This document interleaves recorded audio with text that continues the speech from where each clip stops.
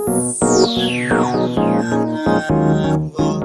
guys, welcome back to my channel. My name is Mariah. I'm a rotational physiotherapist in the UK, and on this channel I post things physiotherapy and lifestyle related.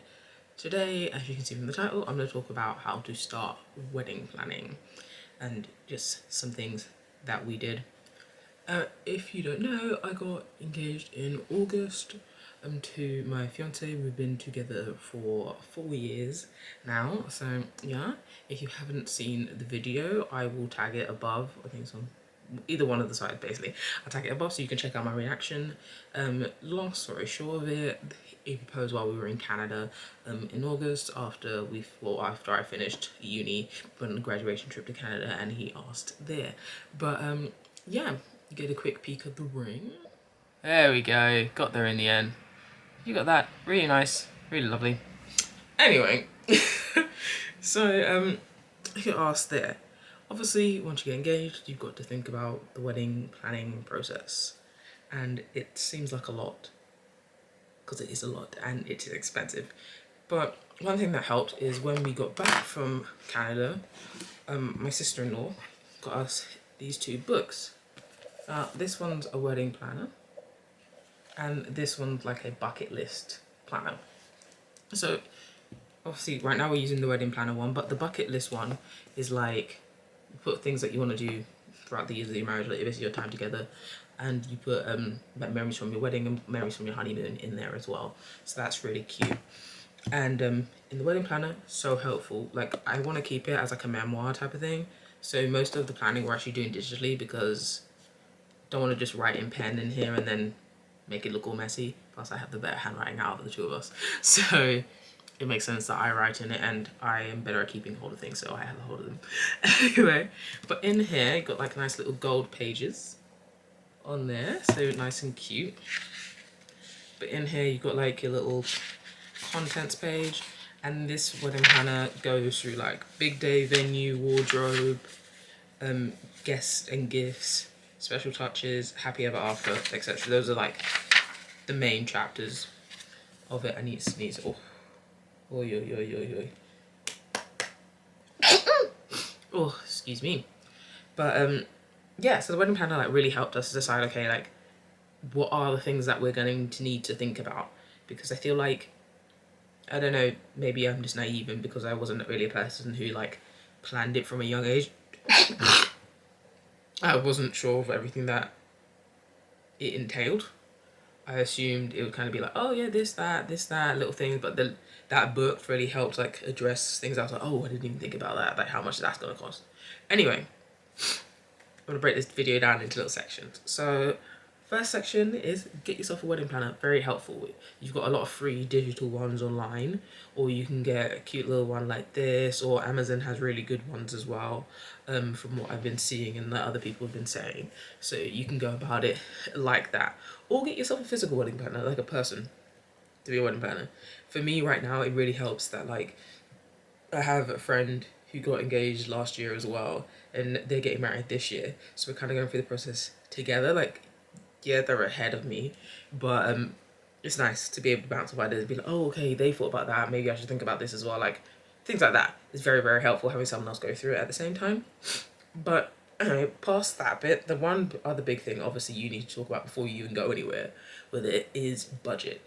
Like, in terms of obviously, you know, pay is shite. I'm not gonna lie. Like, if you know the banding of like the NHS banding pay, my pay is nothing of what it should be, considering the level of skilled worker I am.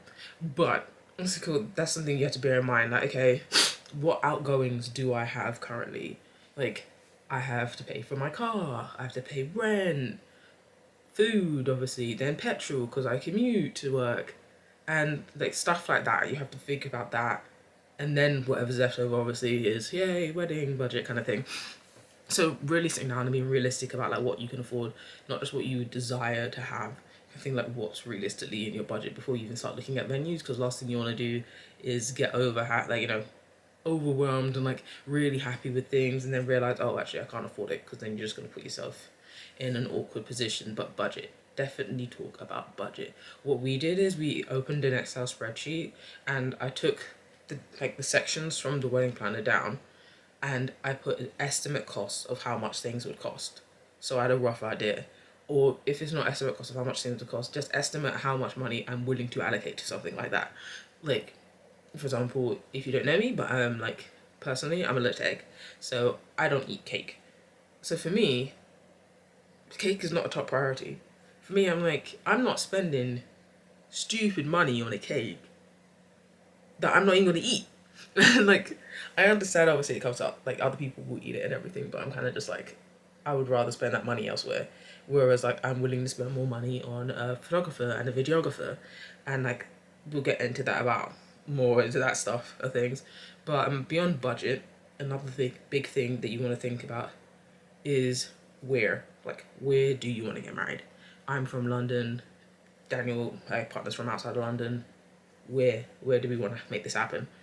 I mean, it was easy for us because I know that I don't want to get married in London. Like, I don't want. There's so many like cute little quiet spots in London, and like more quite intimate spots. But one thing it's hard to explain. I love this about London, that there's a lot of people around. But when it comes to the idea of a wedding, I don't want a lot of people around. Like, it's I can't really word it, but like, it's enough having the people who I'm inviting there, let alone adding strangers into the mix and having them like, oh wow. Even though people will probably be giving me compliments, like it's a bit too much. It's a bit overwhelming for me. So I'm a bit just like, okay, like back up, please, kind of thing. So I was like, I opted for, yeah, let's go outside of London to get married. It'll be nicer, in my opinion, and we'll have less distractions, more privacy per se. So deciding that, but not just where in the UK, it could be where in the world. We also considered eloping, um, well, if not elope, because we're like, I can't really explain it, but like, both of us are, I'm more extroverted than he is, and he's very introverted, but at the same time, I have my introverted ways at time, and even though I know a wedding a technique, I am center of attention along with him. I don't like thinking of it. So, like ideally, eloping would have been a lovely way to do it, because then it would have been like yay. But we did also consider just flying out, doing something small abroad. But we were thinking about like grandparents and stuff. Like, they may be like, yeah, it's cool, it's fine, like we're fine with you going abroad, but then like realistically, they might actually be hurt inside about the fact that they won't be able to attend. So because we're close with our grandparents, we decided, okay, we're gonna stay in the UK and do it here. Plus, there's nowhere like really close by in Europe, for example, that we both are like drawn to for in terms of like, oh, we would pick that as a spot. Um, so yeah, that really narrowed down the decision, but that's definitely something to think about and decide, because then that also affects your budget. Because are you going to help people fly out, or are people expected to cover this cost by themselves? Anyway, moving on. Another thing, talking to people, how many people do you want there?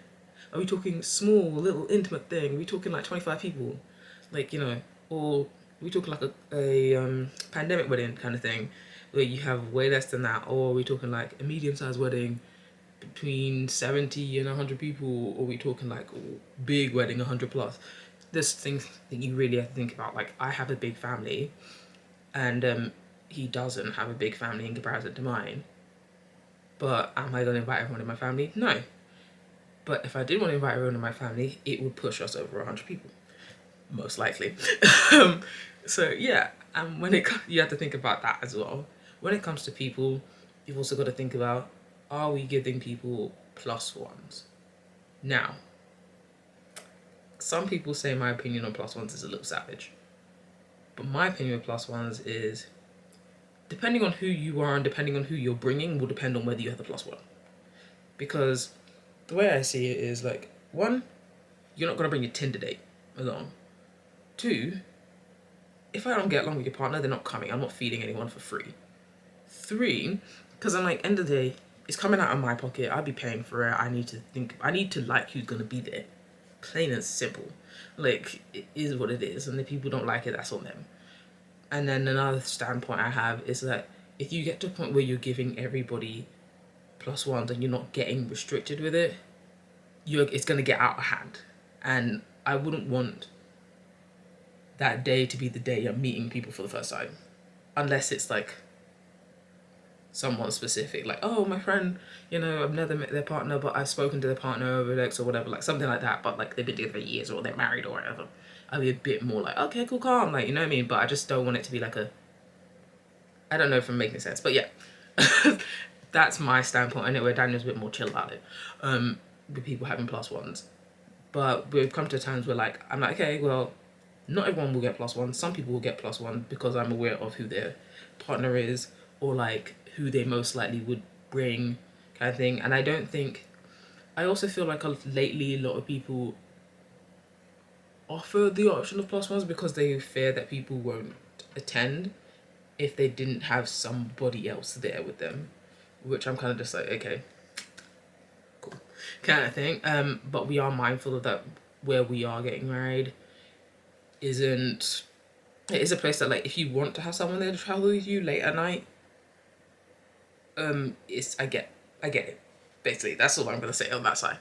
Another thing to talk about when it comes to people is kids. Are you having kids there or not? Now, my standpoint in kids, so before we even got engaged and everything, I always said, when it comes to kids, I don't mind other people's kids being at my wedding, but I refuse, absolutely refuse to have my own at my wedding. And that's not because I'm religious or anything. It's literally just because I want to be able to be free. I want to be able to let loose. I want to be able to enjoy my honeymoon without being like, oh, is my child okay? I just don't want that responsibility. Very selfishly, I don't want that responsibility. And I think the only kid per se that will be at the wedding will be our nephew. So cool. That's fine because the other younger cousins will be older. But that's something you really got to think about. Like once you start thinking about people's kids coming along, plus ones, then the number that you originally had just keeps growing, and you have to be mindful of that because it will get out of hand if you don't have a control over it. So definitely sit down, speak about that side of things. But moving on from people, kind of didn't really touch on it too much, but in terms of you have to think about when in the year you want to do this. Obviously, it helps first to know where in the world you want to do this before it comes to that, because if you want to go to, let's say, get married in the Caribbean, ideally you want to go while it's warm. I don't see why you fly out there while it's cold. You know what I mean? Here in the UK, weather's unpredictable. It could be summer, but the weather's still shite. It could be winter and the weather's semi-decent. You never know. So we just picked a time in the year that we're like, okay, there's a higher chance of the weather being aight, like, okay, but it's also a time of the year that we prefer. It's just easier for us, gives us more time to save, gives us more time to sort this stuff out, like just we've thought about it in that sense, gives us more time to inform our international friends, hey, save up, fly over kind of thing, rather than something that was earlier in the time and it'd be kind of like a rushed process. We just want to give ourselves time to also enjoy the engagement as well. So that's something you got to think about in terms of when in the year, whether it be like, oh, I want it close to my birthday. I mean, we're getting married a month and a day, I think, after my wedding. Yeah, a month and a day after my wedding. No, before my wedding. Before my birthday? No, oh my god. Yeah, we're getting married a month and a day after my birthday. That's what I'm saying. That's what I was trying to say. Yeah, so something to think about like that, if you want to do that, or be mindful of other people's events. Like, oh, okay, we didn't want it to clash with like someone else's wedding anniversary. As I said, my friend's getting married this year. We're surprisingly getting married in the same month. We wanted them to obviously be able to enjoy their anniversary and stuff like that. So things to think about when it comes to that. And lastly, the one big thing I'd say that you want to sit down and think about when it comes to everything regarding your wedding is make a list or mental note of things that you want, things that like you must have, and things that you really don't want to have. And that will help a lot. So things that you want, maybe like, oh, I want fairy lights, but it's not an absolute like must. Like you can survive without them in terms of things you want. It's like, oh, I want fairy lights. I want, I don't know, many flowers, for example. I don't know. I'm just giving random examples. But let's give one personally to me, for example. One of my must-haves is, ooh, that one threw me off for a second. I had a list like a second ago and I just drew a blank. Okay, so one of my must-haves is a videographer. Like, we're not going for anything really expensive, but I want a videographer just to capture like the vows and the speeches. For sure, I want that. I'm willing to pay for that. One thing that is a must have, like a want, is, again, for me, fairy lights. I want fairy lights. I don't have to have fairy lights, but I want fairy lights. A thing I don't want is I don't want flowers. Like, so that's like a thing to think about. So then at least you're mindful of that. And you can both sit down and do that together, or you can do it separately and then come together and reason on things. Like, for instance, I'm not too keen on the idea of a first dance. Just 'cause the whole idea of it is just not, it, I don't know, I feel like it could be done in a different way than how it's done.